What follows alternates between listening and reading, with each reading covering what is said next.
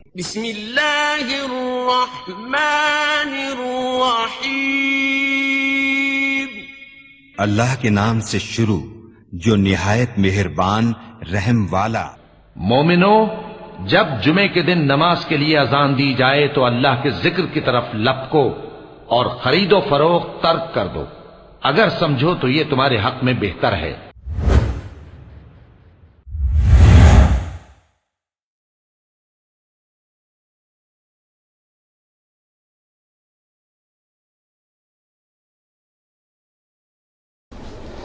إن الحمد لله نحمده ونستعينه ونستغفره ونؤمن به ونتوكل عليه ونعوذ بالله من شرور أنفسنا وسيئات أعمالنا من يهده الله فلا مضل له ومن يضلل فلا هادي له وأشهد أن لا إله إلا الله وحده لا شريك له وأشهد أن محمدًا عبده ورسوله أرسله بالحق بشيرًا ونذيرًا أما بعد فإن أحسن الحديث كتاب الله وخير الهدي هدي محمد صلى الله عليه وسلم وشر الأمور محدثاتها وكل محدثة بدعة وكل بدعة ضلالة وكل ضلالة في النار يا أيها الذين آمنوا اتقوا الله حق تقاته ولا تموتن إلا وأنتم مسلمون يا أيها الناس اتقوا ربكم الذي خلقكم من نفس واحدة وخلق منها زوجها وبث منهما رجالا كثيرا ونساء واتقوا الله الذي تساءلون به والأرحام إن الله كان عليكم رقيبا يا أيها الذين آمنوا اتقوا الله وقولوا قولا سديدا يصلح لكم أعمالكم ويغفر لكم ذنوبكم ومن يطع الله ورسوله فقد فاز فوزا عظيما أما بعد اللہ تبارک و تعالی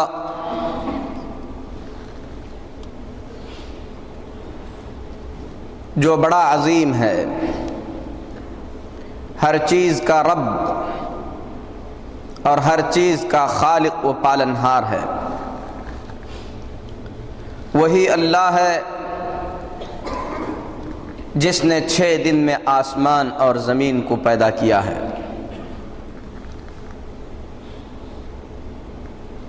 آسمان و زمین، اس کے درمیان بسنے والی ہر چیز کو اللہ رب العالمین نے بے شک کسی مقصد کے تحت پیدا کیا ہے،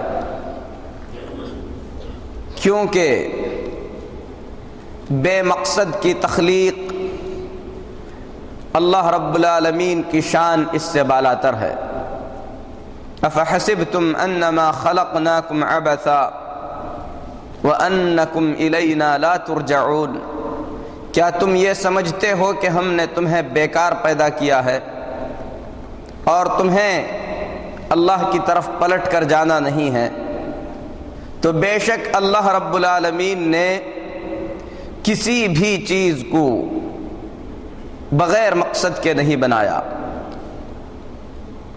آسمان و زمین کی تخلیق کا بھی ایک عظیم مقصد ہے۔ قرآن پاک میں اللہ رب العالمین چاند کے سلسلے میں فرماتا ہے وَيَسْأَلُونَكَ عَنِ الْأَهِلَّةِ قُلْ هِيَ مَوَاقِيتُ لِلنَّاسِ وَالْحَجِّ، اے محمد صلی اللہ علیہ وسلم، لوگ آپ سے چاند کے بارے میں پوچھتے ہیں تو آپ انہیں بتلا دیجئے یہ لوگوں کو وقت معلوم کرنے کے لیے ہے، مہینوں کی گنتی جاننے کے لیے ہے، دنوں کا حساب رکھنے کے لیے ہے، اور چاند کی تخلیق کا ایک عظیم مقصد حج کے وقت کی تعیین ہے۔ اللہ اکبر۔ اللہ فرماتا ہے وَيَسْأَلُونَكَ عَنِ الْأَهِلَّةِ قُلْ هِيَ مَوَاقِيتُ لِلنَّاسِ وَالْحَجِّ، چاند کی تخلیق کا مقصد جب آپ سے پوچھا جائے تو آپ انہیں بتلا دیجئے کہ یہ مہینوں کی گنتی کے لیے اور حج کے وقت کی تحدید کے لیے ہے۔ اتنی عظیم مخلوق کو اللہ رب العالمین نے حج کے وقت کی تعیین کے لیے پیدا فرمایا۔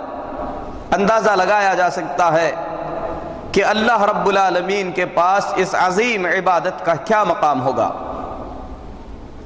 بے شک اس میں کوئی شک نہیں کہ دین اسلام کے ارکان میں سے ایک عظیم رکن اللہ کے گھر کا حج کرنا ہے۔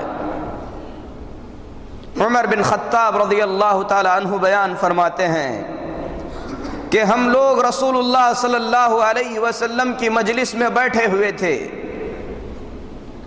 ایک شخص آیا، حدیث بڑی طویل ہے کہ اس کے بال انتہائی کالے، اس کا لباس حد درجے سفید، اجنبی سا شخص لیکن مسافر بھی نہیں لگتا تھا۔ سیدھے رسول اللہ صلی اللہ علیہ وسلم کے پاس پہنچ کر اپنے زانوؤں کو آپ کے زانوؤں سے ملا کر اپنے ہاتھوں کو آپ کے زانوؤں پر رکھ کر سوال کرنے لگا، اخبرنی عن الاسلام، اے محمد صلی اللہ علیہ وسلم مجھے اسلام کے بارے میں کچھ معلومات دیجئے۔ تو رسول اللہ صلی اللہ علیہ وسلم نے اسلام کا ذکر کرتے ہوئے فرمایا، ان تشہد ان لا الہ الا اللہ وان محمد رسول اللہ۔ اسلام کا مطلب یہ ہے کہ تم اکیلے اللہ کے معبود حقیقی ہونے کی گواہی دو، محمد صلی اللہ علیہ وسلم اللہ کے رسول ہیں، اس بات کی شہادت دو۔ وَتُقِيمَ الصَّلَاةَ وَتُؤْتِ الزَّكَاةَ، نماز قائم کرو، زکوٰۃ ادا کرتے رہو۔ وَتَصُومَ رمضان، رمضان المبارک کے روزے بھی رکھو۔ وَتَحُجَّ الْبَيْتَ إِنِ اسْتَطَعْتَ إِلَيْهِ سَبِيلًا، اگر اللہ رب العالمین نے اس کے گھر تک پہنچنے کی تمہیں طاقت عطا کی ہے تو اللہ کے گھر کا طواف کرو، اللہ کے گھر کا حج کرو۔ حج ایک عظیم عبادت ہی نہیں بلکہ دین اسلام کا ایک عظیم رکن ہے۔ جس طریقے سے نماز کا مقام ہے، روزے کا مقام ہے، زکوٰۃ کا مقام ہے، اگر اللہ نے کسی کو استطاعت عطا فرمائی ہے تو حج کا بھی بڑا عظیم مقام اور مرتبہ ہے۔ یہ حج اللہ کے گھر کی طرف کیا جاتا ہے۔ حج کرنے کے لیے حج کرنے والا اللہ کے گھر کا قصد کرتا ہے، اللہ کے گھر تک پہنچنے کا سفر کرتا ہے۔ وہ گھر جس کا ذکر قرآن پاک میں اللہ رب العالمین نے کئی مقامات پر کیا ہے۔ قرآن کریم میں اس گھر کا مقام اللہ رب العالمین نے کئی آیات میں بیان فرمایا ہے۔ ایک مکمل سورت اللہ رب العالمین نے نازل فرمائی جو اس گھر کے مقام کو واضح کرنے کے لیے کافی ہے، جس میں اللہ رب العالمین نے ایک عظیم واقعے کو بیان کیا کہ جب اس گھر کے دشمنوں نے اس گھر کی طرف اپنے قدم بڑھائے، اپنی فوجیں لے کر نکلے تو اللہ رب العالمین نے ابابیل کے ذریعے ان کی فوج کو تباہ و برباد کر دیا اور اس گھر کی حفاظت فرمایا۔ یہ وہ گھر ہے جس گھر کو اللہ رب العالمین نے اپنا گھر کہا ہے۔ قرآن پاک میں اللہ رب العالمین فرماتا ہے فَلْيَعْبُدُوا رَبَّ هَذَا الْبَيْتِ، اس گھر کے رب کی انہیں عبادت کرنی چاہیے۔ تو میرے محترم بھائیو، جس گھر کو اللہ رب العالمین اپنی طرف منسوب کرے، جسے اللہ رب العالمین اپنا گھر کہے، اس گھر کا مقام، اس گھر کا مرتبہ کتنا عظیم ہو سکتا ہے۔ یہ وہ گھر ہے جس گھر کے جگہ کی نشاندہی اللہ رب العالمین نے خود فرمائی۔ قرآن پاک میں اللہ رب العالمین فرماتا ہے وَإِذْ بَوَّأْنَا لِإِبْرَاهِيمَ مَكَانَ الْبَيْتِ، وہ وقت بھی ہے جب ہم نے ابراہیم علیہ السلام کو اپنے گھر کی نشاندہی فرمائی۔ تو اللہ رب العالمین کے نشاندہی کے بعد ابراہیم علیہ السلام نے اس بنیاد پر بنیاد اٹھا کر گھر کی تعمیر فرمائی۔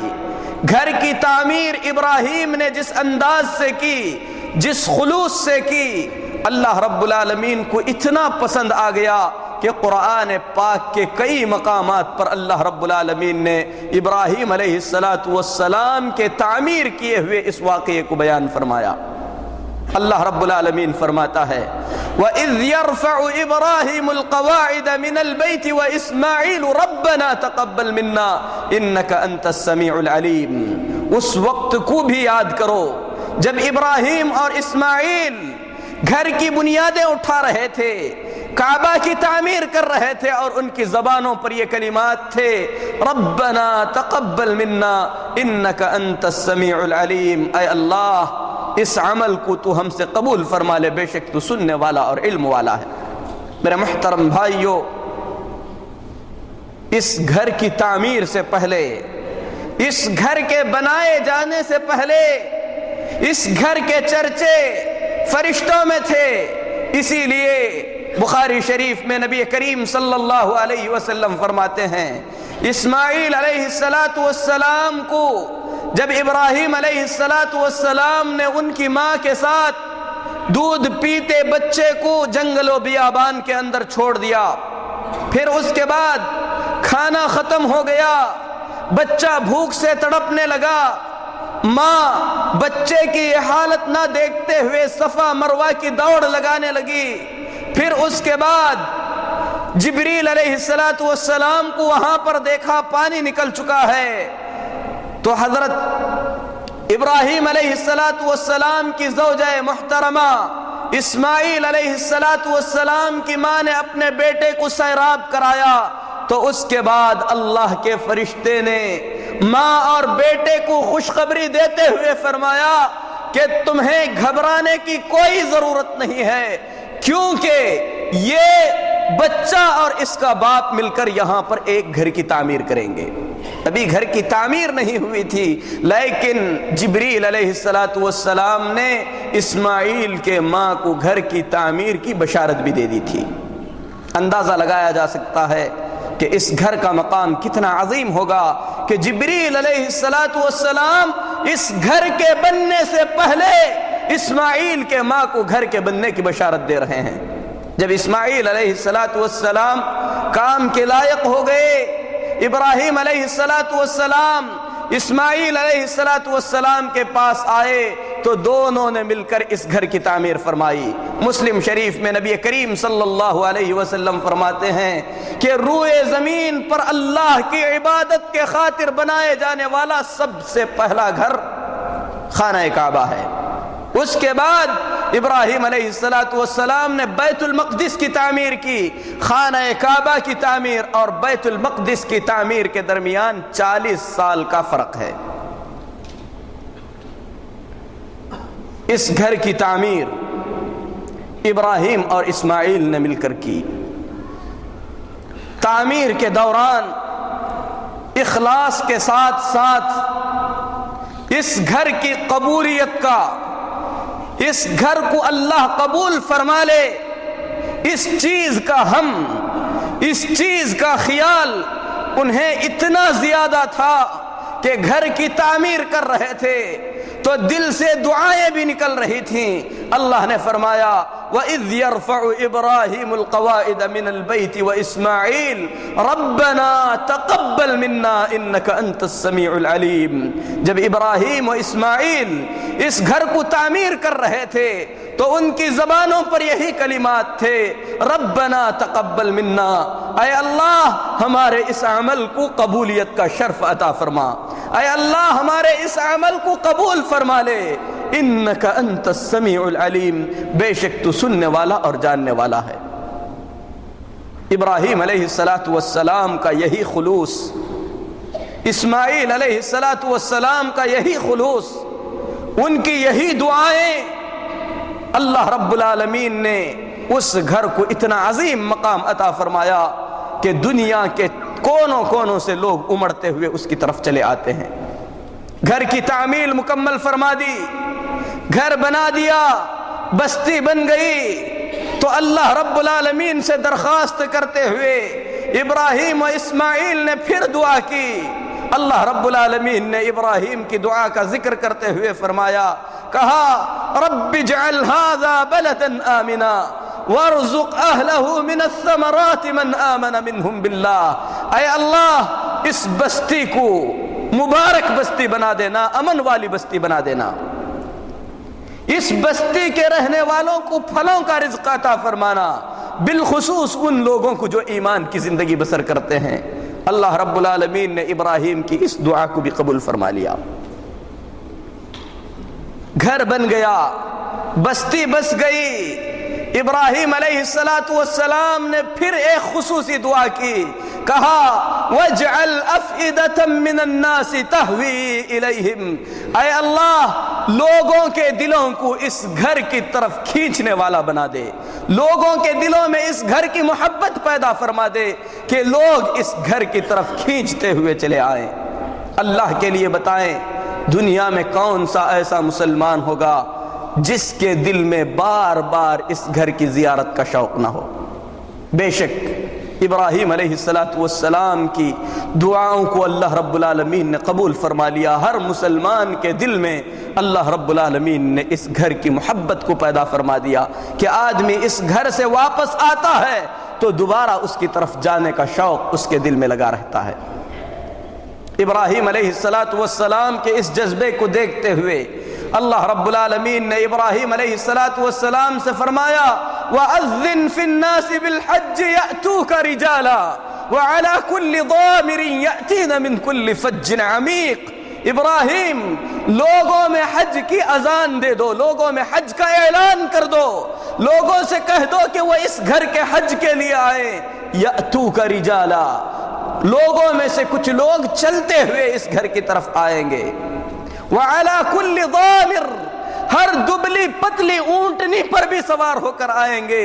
يَأْتُونَ مِنْ كُلِّ فَجٍّ عَمِيقٍ، ہر تنگ گلی سے نکلتے ہوئے لوگ اس گھر کی طرف امڑ آئیں گے۔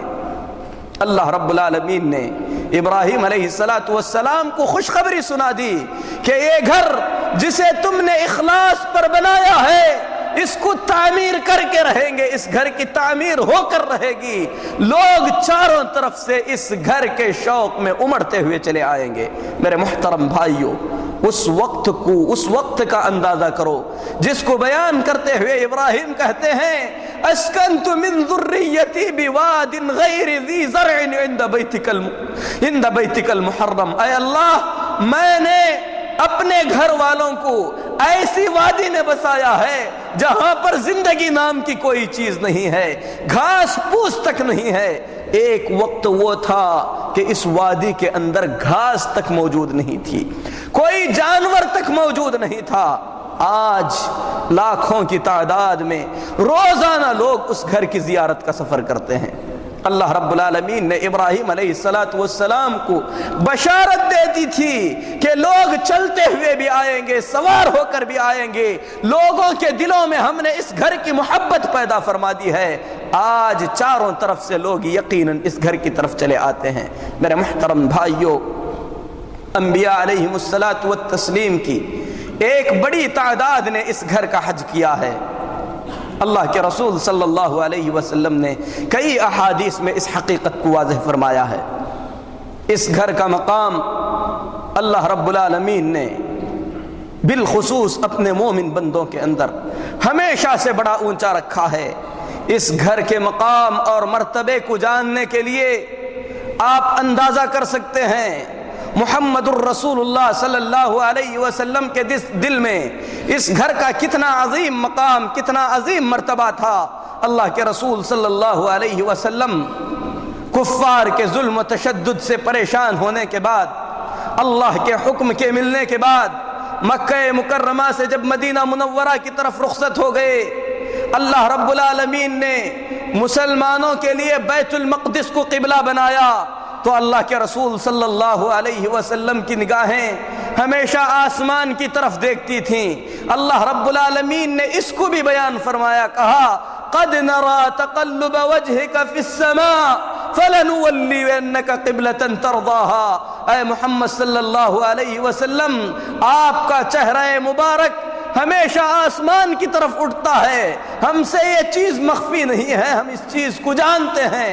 آپ کی خواہش ہے کہ خانہ کعبہ کو قبلہ بنا دیا جائے، فَلَنُوَلِّيَنَّكَ قِبْلَةً تَرْضَاهَا، وہی قبلہ ہم بناتے ہیں جو آپ کو پسند ہے۔ اللہ کے رسول صلی اللہ علیہ وسلم نے کئی مہینوں تک بیت المقدس کی طرف رخ کر کے نماز ادا فرمائی۔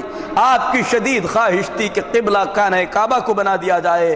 اللہ رب العالمین نے آپ کی خواہش کے مطابق خانہ کعبہ کو مسلمانوں کا قبلہ بنا دیا، اور اللہ رب العالمین نے مسلمانوں کو حکم دیا فَوَلُّوا وُجُوهَكُمْ شَطْرَ الْمَسْجِدِ الْحَرَامِ، مسجد حرام کی طرف نمازوں میں اپنے چہرے کو پھیر لو۔ عبداللہ بن عمر رضی اللہ تعالی عنہما فرماتے ہیں کہ مسلمانوں کا زندگی میں اور مرنے کے بعد ہر حالت میں قبلہ خانہ کعبہ ہے، اسی لیے مسلمان جب مرتا ہے تو خانہ کعبہ کی طرف رخ کر کے دفنایا جاتا ہے۔ میرے محترم بھائیوں، صحابہ کرام رضوان اللہ علیہم اجمعین کے دل میں اللہ کے اس گھر کا کیا مقام تھا، اس کا اندازہ صلح حدیبیہ کے واقعے سے لگایا جا سکتا ہے کہ صحابہ کرام رضوان اللہ علیہم اجمعین ہمیشہ رسول اللہ صلی اللہ علیہ وسلم کے اشارے پر فوراً حکم کی تعمیل فرماتے۔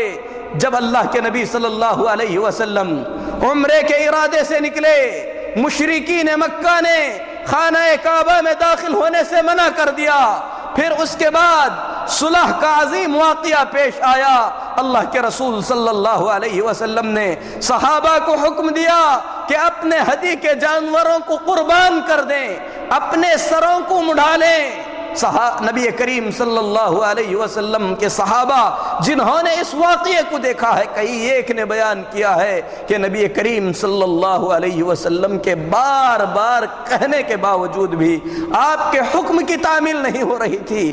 آپ پریشان ہو کر ام سلمہ رضی اللہ تعالیٰ عنہ کے پاس پہنچے، کہا کہ واقعہ اس طریقے سے ہو رہا ہے۔ ام سلمہ رضی اللہ تعالیٰ عنہ نے کہا، اے اللہ کے رسول صلی اللہ علیہ وسلم، حقیقت میں آپ یہی چاہتے ہیں کہ حکم کی تعمیل ہو تو آپ بلا کر اپنا سر مڑا لیجئے۔ جب نبی کریم صلی اللہ علیہ وسلم نے اپنا سر مڑا لیا تو صحابہ کرام رضوان اللہ علیہم اجمعین کو یقین ہو گیا کہ اب خانہ کعبہ کی زیارت اس سال ناممکن ہے۔ نبی کریم صلی اللہ علیہ وسلم کو سر مونڈنے کے بعد صحابہ کرام نے اپنے بھی سر مونڈ لیے۔ راوی کا بیان ہے، ایسے لگتا تھا کہ غم کے مارے ایک دوسرے کو مار دیں گے۔ اللہ کے گھر تک قریب تک پہنچ کر داخل نہیں ہو سکے، اس کے غم نے انہیں بہت ہی زیادہ پریشان کر کے رکھ دیا۔ میرے محترم بھائیوں، خانہ کعبہ کا مقام بے شک ہر مسلمان کے دل میں بہت ہی زیادہ اونچا، بہت ہی زیادہ بڑا ہے۔ اللہ رب العالمین نے اس گھر کے مقام کو اتنا اونچا کر دیا، اتنا اونچا کر دیا کہ جو شخص ایک وقت کی نماز اس گھر میں ادا کرتا ہے، اللہ رب العالمین اپنے فضل سے اسے 1,00,000 نمازوں کا ثواب عطا فرماتا ہے۔ جانتے ہو 1,00,000 نمازیں پڑھنے کے لیے کتنے سال درکار ہوں گے؟ آدمی اگر فرائض کی گنتی کرے 56 سال کے اندر 1,00,000 نمازیں پڑھ سکتا ہے۔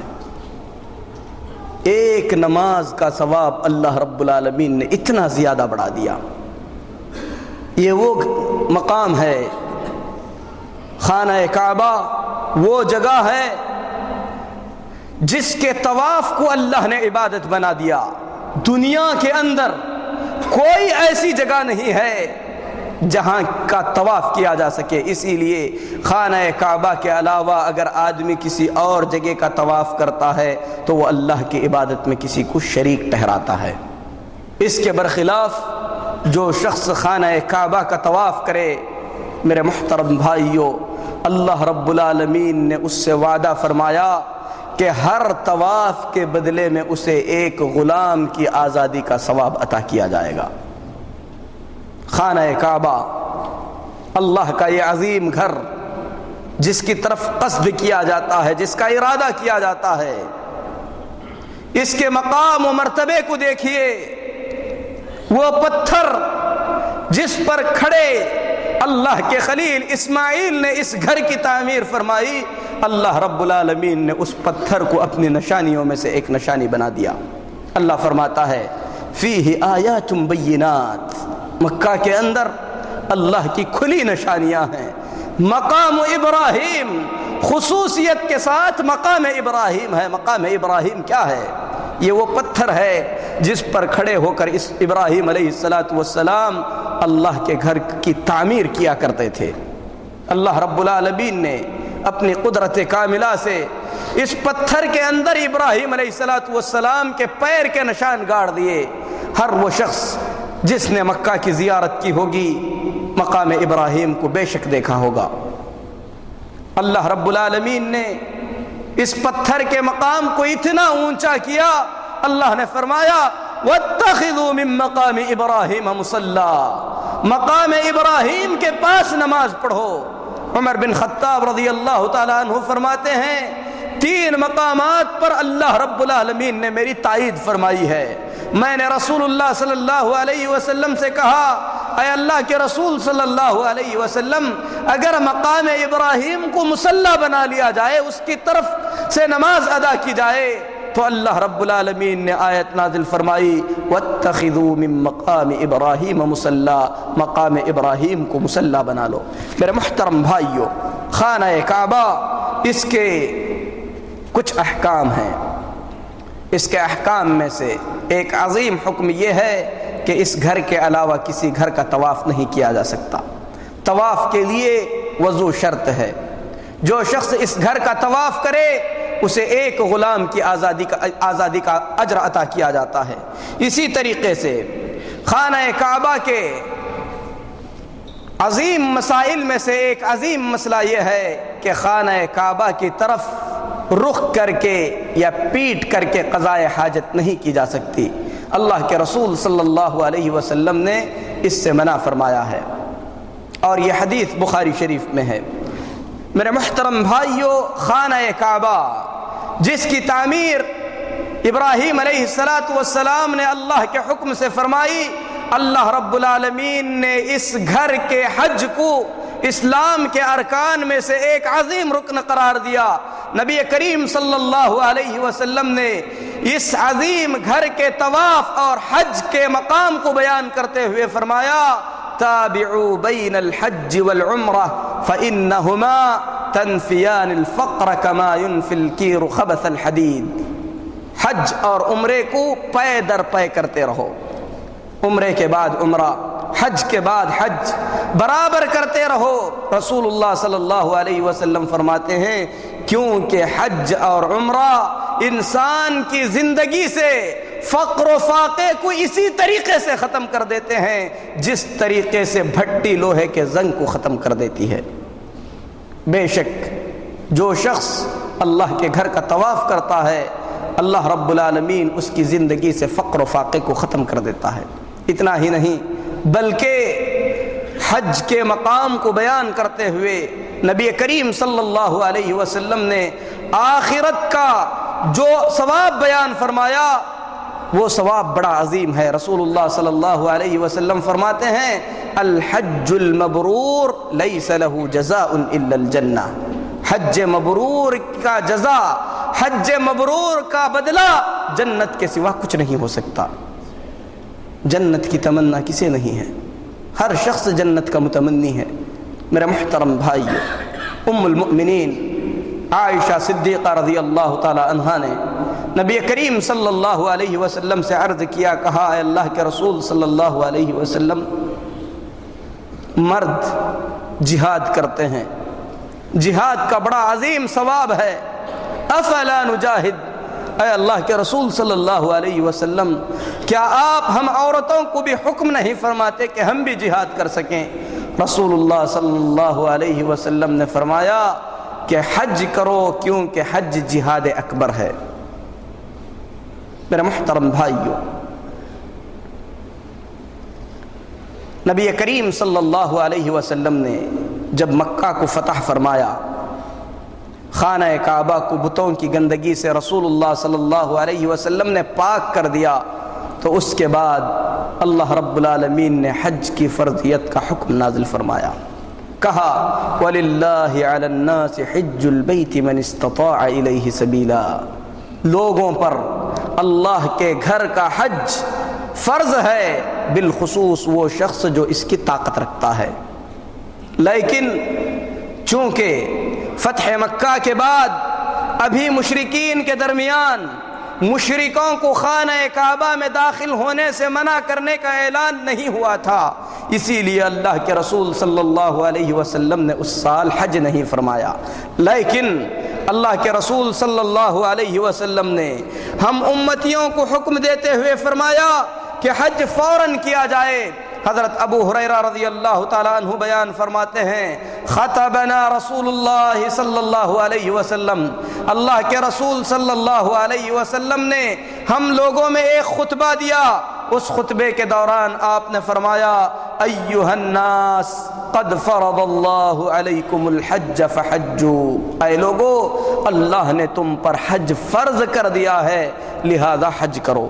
اسی طریقے سے حضرت عبداللہ بن عباس رضی اللہ تعالیٰ عنہ فرماتے ہیں کہ رسول اللہ صلی اللہ علیہ وسلم نے فرمایا، من اراد الحج فلیتعجل، جس آدمی کو حج کرنے کا ارادہ ہے، حج اس پر فرض ہو گیا ہے، اسے چاہیے کہ حج کے سفر میں جلدی کرے، کیونکہ ہو سکتا ہے بیمار ہو جائے، ہو سکتا ہے کوئی ایسی چیز آ جائے جو اس کے حج کے سفر کے درمیان آڑے بن سکے۔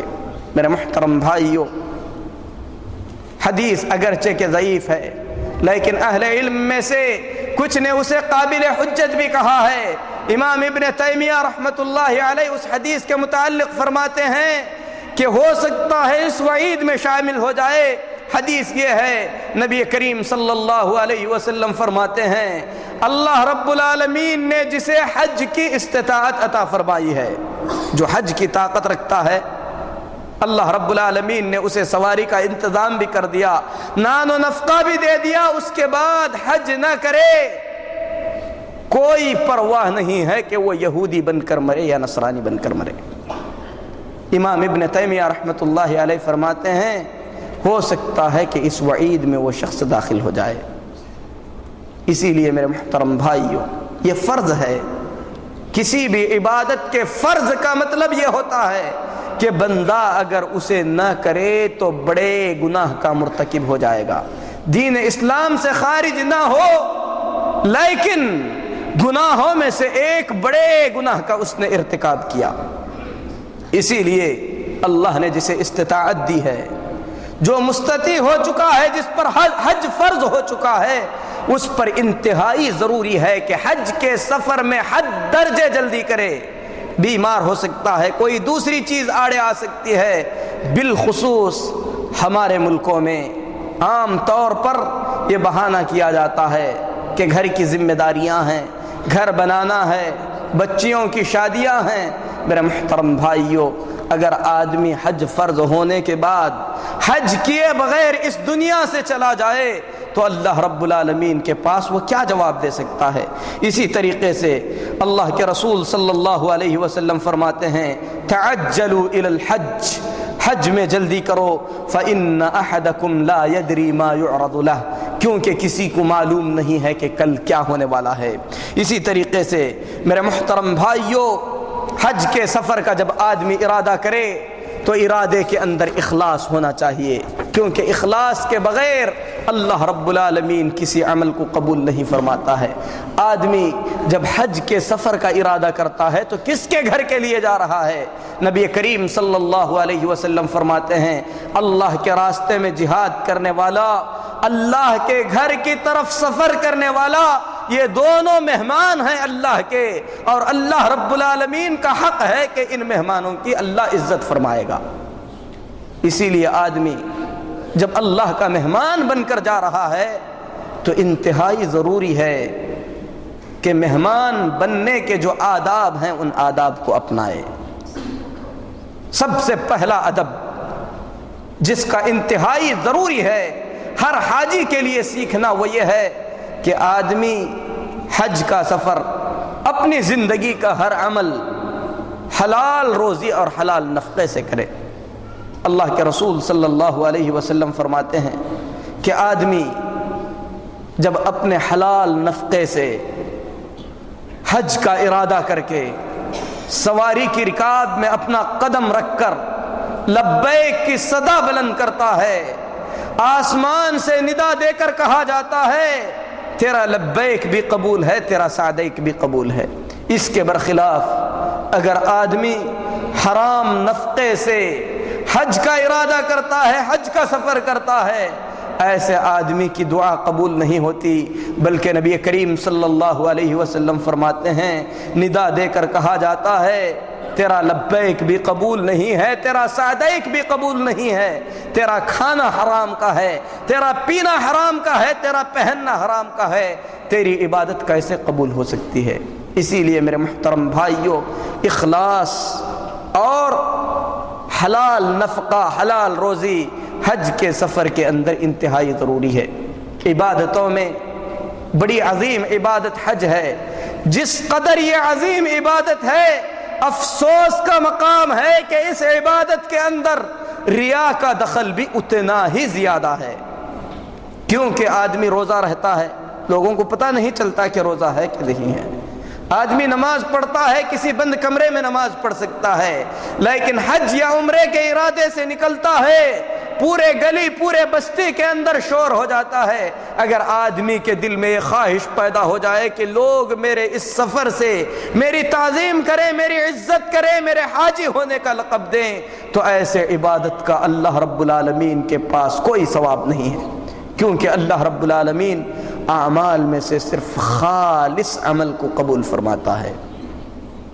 اس سے بھی افسوس کا مقام یہ ہے کہ آدمی بالخصوص جب حج کے سفر سے واپس ہوتا ہے اپنے نام کے سامنے حاجی کا لقب لکھنا اپنا حق سمجھتا ہے۔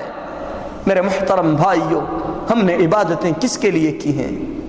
حاجی کا لقب اپنے نام کے سامنے لکھ کر دنیا والوں کو ہم کیا بتانا چاہتے ہیں؟ عبادتوں کے اندر خلوص آ جائے، عبادتیں خالص اللہ کے لیے کی جائیں، ورنہ قیامت کے دن اللہ رب العالمین یہی فرمائے گا کہ جس کے لیے تم نے عبادت کی تھی اس سے اس کی اجرت لے لو، جیسا کہ رسول اللہ صلی اللہ علیہ وسلم نے وضاحت کے ساتھ بیان فرما دیا۔ اسی لیے میرے محترم بھائیوں، ہر عبادت کے اندر بالخصوص یہ ارکان و واجبات ہیں، ان کے اندر اخلاص کا پایا جانا ضروری ہے۔ تیسری اہم چیز جس کا جاننا ہر حاجی کے لیے ضروری ہے میرے محترم بھائیوں، قبول عمل کے شرائط میں سے اخلاص کے بعد سب سے عظیم شرط ہے متابعت۔ حج ہو، دوسرا کوئی عمل ہو، اس عمل کو آدمی نبی کریم صلی اللہ علیہ وسلم کی سنت کے مطابق انجام دے۔ اللہ کے رسول صلی اللہ علیہ وسلم نے حیات طیبہ میں ہجرت کے بعد ایک ہی حج کیا جس کو حجۃ الوداع کہتے ہیں۔ حضرت جابر بن عبداللہ رضی اللہ تعالی عنہ نے بڑی تفصیل کے ساتھ رسول اللہ صلی اللہ علیہ وسلم کے حج کی ایک ایک حرکت کو نقل فرمایا، جس کو انشاءاللہ اگلے خطبے میں بیان کریں گے۔ اس حج کی کیفیت کو آدمی سیکھے، کیونکہ عمل میں سے وہی عمل اللہ کے دربار میں قبول ہوتا ہے جو خالص اللہ کے لیے ہو اور رسول اللہ صلی اللہ علیہ وسلم کی سنت کے مطابق ہو۔ اسی طریقے سے میرے محترم بھائیوں، حج مبرور جس کی قبولیت کا اللہ نے وعدہ فرمایا اور اس کی جزا اور اس کا ثواب اللہ نے جنت بتلایا، حج مبرور وہ حج ہوتا ہے جس حج کے اندر آدمی گناہوں سے اپنے آپ کو مکمل طور پر روکے رکھے۔ اور حج کی قبولیت کی ایک اہم دلیل یہ ہوتی ہے کہ آدمی حج سے واپس آنے کے بعد اپنی زندگی کے اندر تقوی کے اعتبار سے، صلاح اور کامیابی کے اعتبار سے اپنے آپ کو بہتر سے بہتر محسوس کرے۔ رسول اللہ صلی اللہ علیہ وسلم فرماتے ہیں، حدیث بخاری اور مسلم کی ہے، من حج فلم يرفث ولم يفسق رجع من ذنوبه كيوم ولدته امه۔ جو آدمی حج کرے، اپنے حج کے درمیان فسق و فجور جیسے کاموں سے اپنے آپ کو پاک رکھے تو حج سے واپس لوٹے گا تو گناہوں سے ایسے پاک ہو کر لوٹے گا گویا آج ہی اس کی ماں نے اسے جنم دیا ہے۔ بہترین موقع ہے آدمی اپنے گناہوں کی معافی کا کہ اللہ رب العالمین کے لیے خالص یکسو ہو کر اللہ کے گھر کا حج کرے، حج کے آداب کا خیال رکھے۔ اسی طریقے سے نبی کریم صلی اللہ علیہ وسلم فرماتے ہیں، العمرۃ الی العمرۃ کفارۃ لما بینہما، عمرے کے درمیان کے گناہوں کو صاف کر دیتا ہے۔ والحج المبرور لیس له جزاء الا الجنہ، حج مبرور کا بدلہ جنت کے سوا کچھ اور نہیں ہے۔ اسی طریقے سے حضرت عبداللہ بن عمرو بن عاص رضی اللہ تعالیٰ عنہ بیان فرماتے ہیں، جب میں نبی کریم صلی اللہ علیہ وسلم کے ہاتھوں اسلام کی بیعت کرنے کے لیے آیا، آپ نے اپنا ہاتھ آگے بڑھا دیا تو میں نے اپنا ہاتھ روک لیا۔ اللہ کے رسول صلی اللہ علیہ وسلم نے فرمایا، ما لک یا عمر، اے عمر تمہیں کیا ہو گیا؟ عمر بن عاص فرماتے ہیں، میں نے کہا اے اللہ کے نبی صلی اللہ علیہ وسلم ایک شرط رکھنا چاہتا ہوں۔ کہا کہ کیا شرط رکھنا چاہتے ہو؟ کہا کہ میری شرط یہ ہے کہ میرے پچھلے گناہوں کا صفایا ہو جائے۔ رسول اللہ صلی اللہ علیہ وسلم نے فرمایا، اما علمت یا عمر ان الاسلام یہدم ما کان قبلہ، عمر جانتے نہیں ہو کہ اسلام لانے سے پچھلے سارے گناہ معاف کر دیے جاتے ہیں۔ اما علمت ان الہجرۃ تہدم ما کان قبلہا، عمر تمہیں معلوم نہیں ہے کہ ہجرت کرنے سے سارے گناہ معاف ہو جاتے ہیں۔ کتنے بڑے بڑے اعمال ہیں جو نبی صلی اللہ علیہ وسلم نے بیان فرمائے۔ ہجرت، اسلام کا قبول کرنا، اس کے بعد نبی کریم صلی اللہ علیہ وسلم نے فرمایا، اما علمت ان الحج یہدم ما کان قبلہ، اے عمر جانتے نہیں ہو کہ آدمی حج کرتا ہے تو اس کے پورے گناہ معاف کر دیے جاتے ہیں۔ میرے محترم بھائیوں، ایک عظیم عبادت ہے، جیسا کہ اللہ رب العالمین نے فرمایا مکہ مکرمہ کے اندر اللہ کی عظیم نشانیاں ہیں، فیہ آیات بینات، واضح نشانیاں ہیں۔ کیا نشانیاں ہیں؟ زمزم ہے، حجر اسود ہے، مقام ابراہیم ہے، صفا و مروہ ہے، خانہ کعبہ ہے، اسی طریقے سے منی ہے، عرفہ ہے، مزدلفہ ہے۔ ان میں سے ہر چیز کا ایک عظیم مقام ہے۔ مثال کے طور پر حجر اسود کے سلسلے میں رسول اللہ صلی اللہ علیہ وسلم فرماتے ہیں، امام البانی نے حدیث کو حسن قرار دیا ہے کہ یہ جنت سے اتارا گیا پتھر ہے۔ دنیا کے اندر جنت کی چیز رسول اللہ صلی اللہ علیہ وسلم فرماتے ہیں جب اللہ نے اتارا تھا تو دودھ سے زیادہ سفید تھا۔ حدیث صحیح ہے۔ انسانوں کے گناہوں نے اس پتھر کو کالا کر دیا۔ اللہ کے لیے سوچو، گناہوں کی تاثیر اگر پتھر پر اتنی سخت ہوتی ہے کہ سفید پتھر کو کالا کر دے، کوئی معمولی پتھر نہیں، جنت سے اترے ہوئے پتھر کو کالا کر دے، تو ان گناہوں کی تاثیر انسان کے دل پر کیسے ہو سکتی ہے؟ مقام ابراہیم کا مقام ہے، حجر اسود کا مقام ہے۔ انشاءاللہ اگلے خطبوں میں اس کا بیان ہوگا۔ ہم اللہ سے دعا کرتے ہیں کہ اللہ رب العالمین زندگی میں سب کو حج مبرور نصیب فرمائے۔ جو حج کر چکے ہیں اللہ ان کے حج کو قبول فرما لے، جو حج کے لیے جا رہے ہیں اللہ ان کے سفر کو آسان فرمائے، ان کے حج کو اللہ قبولیت کا شرف عطا فرمائے۔